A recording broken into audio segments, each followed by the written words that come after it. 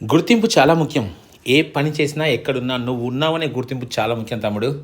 నీ కష్టానికి జీతం పెంచకున్నా, నీ సామర్థ్యానికి బహుమతులు ఇవ్వకున్నా, నువ్వు లేని నాడు ఆ లోటు కనబడుతుందని తెలిసి నువ్వున్నా లేకున్నా తేడా ఏం లేదనిలా ఉంటే కష్టమే తమ్మి.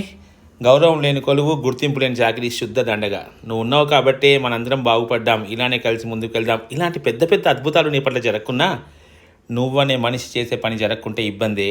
సంస్థ నిలబడాలంటే ఉండాల్సిన సరైన సిబ్బంది అని నిన్ను నీ పనిని గుర్తించాల్సిందే. లేదంటే నీకు బయట బతుకులేక అక్కడే పడి ఉన్నావని అర్థం, పరమార్థం.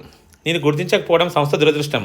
నువ్వు సరిగా ఉంటే, నీ పనితీరు పద్ధతిగా ఉంటే పెట్టే బేడా సర్దుకో. నేను నిన్నుగా గుర్తించే వరకు మారుతూనే ఉండు. మారడం తప్పు కాదు, ప్రాముఖ్యం లేకపోయినా కాళ్ళ దగ్గర పడి బతకడం తప్పు.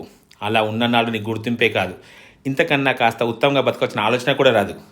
పని ఒక్కటే తెలిసిన నీకు డబ్బిచ్చేది ఎవరైతే అంతేగా. Demand your respect. ఇక్కడ పుష్ప డైలాగ్ వాడేసాయి. తగ్గేదేలే, తగ్గితే బతుకులో దీపావళి ఎప్పుడు కనబడేదేలే.